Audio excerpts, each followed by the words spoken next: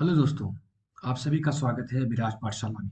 दोस्तों, आज हम इस वीडियो में महाराजा सुहेलदेव राज्य विश्वविद्यालय आजमगढ़ के द्वारा जो बीएड फर्स्ट सेमेस्टर का एग्जाम हुआ था और उसमें जो सेक्शन बी यानी खंड ब के जो सभी प्रश्न हैं, उन सभी प्रश्नों के हम लोग जो है उत्तर हर एक वीडियो में जो है देखेंगे और समझेंगे कि किस प्रकार से जो है उन सभी प्रश्नों के उत्तर जो है दिए जाएं।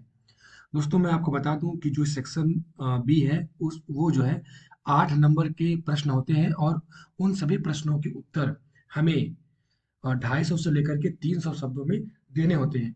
तो दोस्तों, लेकिन मैं यहाँ पर इस वीडियो में आप सभी लोगों को कम से कम 400 से लेकर के 500 शब्दों में उन सभी प्रश्नों के उत्तर दे करके मैं बताऊंगा, ताकि आप लोग समझ सकें कि प्रश्नों के उत्तर जो है किस प्रकार से दिए जाएं।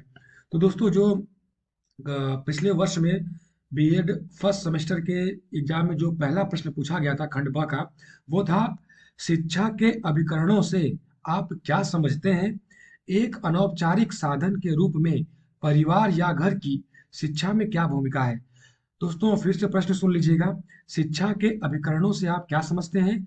एक अनौपचारिक साधन के रूप में परिवार या घर की शिक्षा में क्या भूमिका है। दोस्तों, इसी प्रश्नों के उत्तर इस वीडियो में हम लोग जो है देखेंगे। तो आइए जो है हम लोग वीडियो को शुरू करते हैं।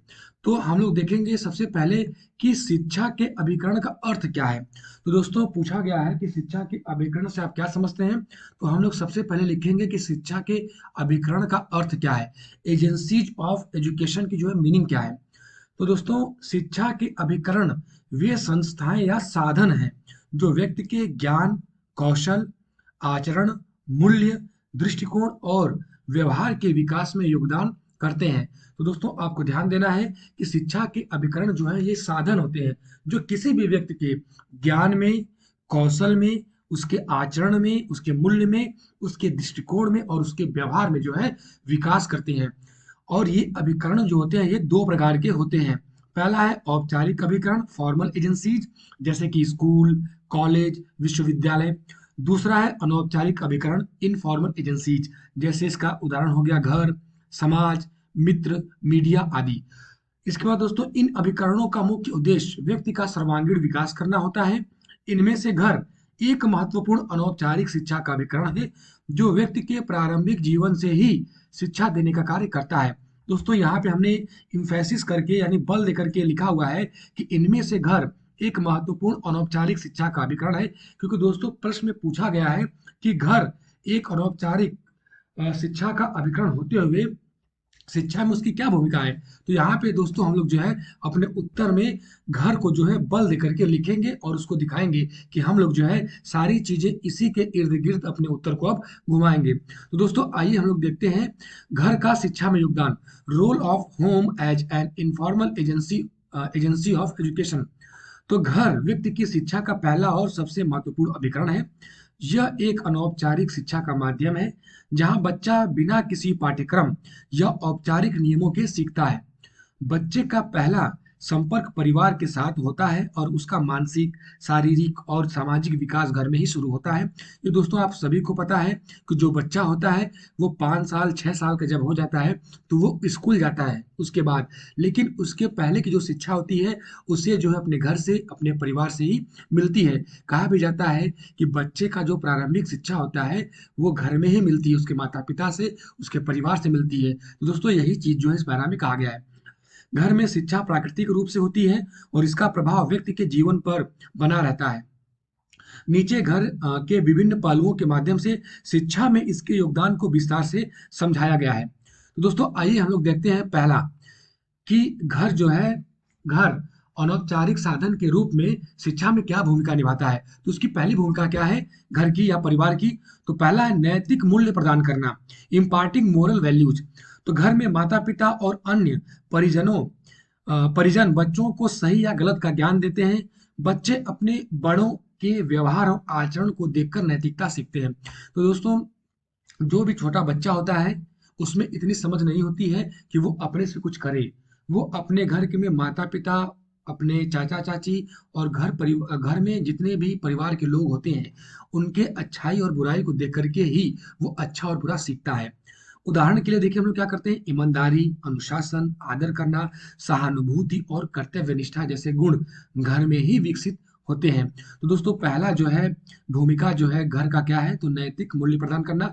दूसरा देखते हैं सामाजिक गुणों का विकास करना, डेवलपमेंट ऑफ सोशल क्वालिटीज। तो बच्चे घर में परिवार के सदस्यों के साथ बातचीत करना, दूसरों की भावनाओं का सम्मान करना और सहयोग करना सीखते हैं। वे समाज के नियमों और परंपराओं का पालन करना घर में ही सीखते हैं। भाई बहन के साथ तालमेल, बड़ों का आदर और दूसरों की मदद करना, ये सारे गुण घर से ही प्राप्त होते हैं। तो जो जितने भी दोस्तों सामाजिक गुण होते हैं, जैसे कि दूसरों का सम्मान कैसे करें, दूसरों को हम लोग आदर कैसे करें, किसके साथ क्या बातचीत करना है, नियम समाज की जो है उनकी परंपराएं क्या है, मान्यताएं क्या है, ये सब सभी चीजें जो है बच्चा जो है अपने घर में ही अपने परिवार से ही सीखता है। तो यही चीज दोस्तों दोस्तों इस दूसरे पॉइंट में बताया गया है। दोस्तों वीडियो में आगे बढ़ने से पहले आप सभी से रिक्वेस्ट है कि आप हमारे चैनल विराज पाठशाला को सब्सक्राइब अवश्य कर लें, ताकि इसी प्रकार की इंफॉर्मेटिव वीडियो आप लोगों तक आसानी से पहुंचाई जा सके। तो दोस्तों आइए हम लोग देखते हैं तीसरा पॉइंट क्या है। तो तीसरा पॉइंट है भाषा और संवाद कौशल का विकास करना। लैंग्वेज एंड कम्युनिकेशन स्किल का विकास कहाँ भी होता है, तो वो घर में और परिवार के द्वारा ही होता है। दोस्तों जब आप लोग उत्तर लिखें तो ज़्यादा से ज़्यादा हेडिंग का प्रयोग करिएगा। उससे क्या होता है कि एग्जामिनर जो है आपको अच्छा नंबर देता है। तो तीसरा जो है भाषा और संवाद कौशल। तो बच्चा अपनी पहली भाषा घर में ही सीखता है। माता पिता और परिवार के अन्य सदस्य बच्चों को बोलने, सुनने और समझने का तरीका सिखाते हैं। बच्चे को घर में संवाद कौशल, बोलचाल का तरीका और उचित व्यवहार सिखाया जाता है। यह भाषा कौशल उनके सामाजिक जीवन में बहुत उपयोगी होता है। तो दोस्तों जितनी भी चीजें होती हैं, हमें क्या बोलना है, कैसे बोलना है, कैसे अपने चीज़ों को करना है, जैसे संवाद कौशल हुआ, बोलचाल हुआ, ये सब सारी चीज़ें, उचित व्यवहार हुआ, अनुचित व्यवहार हुआ, ये सब सारी चीज़ें जो है हम अपने बच्चा जो है छोटा बच्चा वो अपने घर में ही अपने माता पिता अपने परिवार से ही सीखता है। चौथा पॉइंट दोस्तों हो गया घर और संस्कृति का सॉरी घर का जो भूमिका है शिक्षा में, चौथा वो है संस्कार और संस्कृति का विकास करना। तो परिवार बच्चों को अपने धर्म, संस्कृति, रीति रिवाज और परंपराओं से परिचित कराता है। वे त्योहार मनाने, पारिवारिक कार्यक्रमों में भाग लेने और परंपराओं को निभाने का तरीका घर से ही सीखते हैं। यह सांस्कृतिक शिक्षा उन्हें अपनी पहचान और समाज में अपनी भूमिका को समझने में मदद करती है।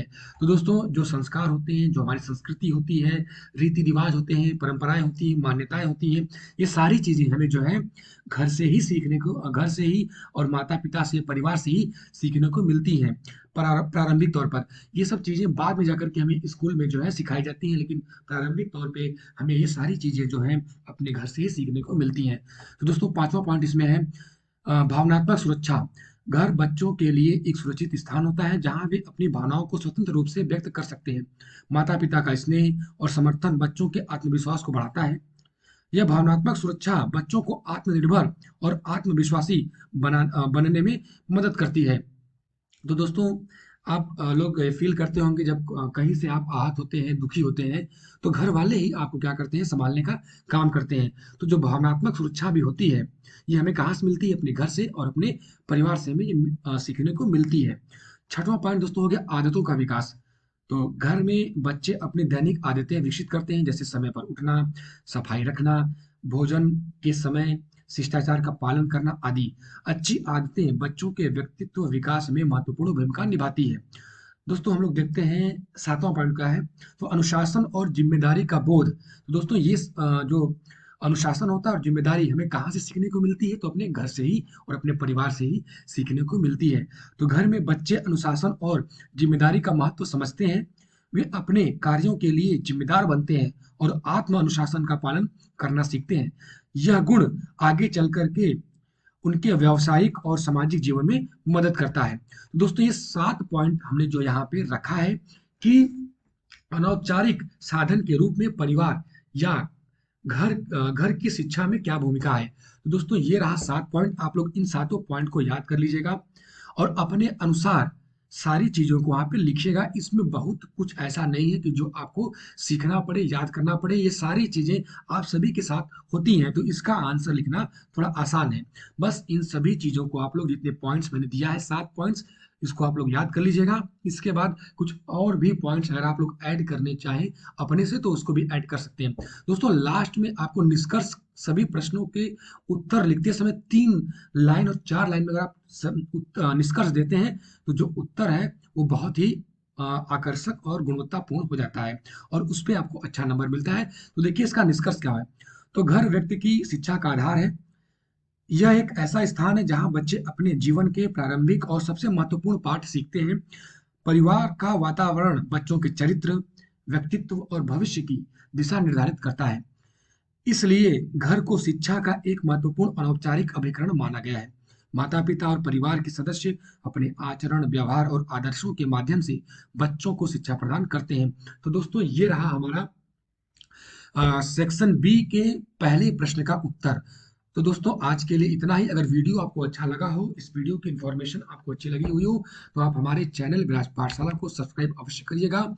इस वीडियो को ज़्यादा से ज़्यादा अपने दोस्तों को शेयर भी कर दीजिएगा, ताकि ये इन्फॉर्मेशन उन लोगों तक भी पहुंच सके। दोस्तों वीडियो को लाइक अवश्य कर दीजिएगा, ताकि इसी प्रकार की अन्य वीडियो भी आप लोगों तक आसानी से पहुंचाई जा सके। तो दोस्तों आज के लिए इतना ही। मिलते हैं एक अगली वीडियो में।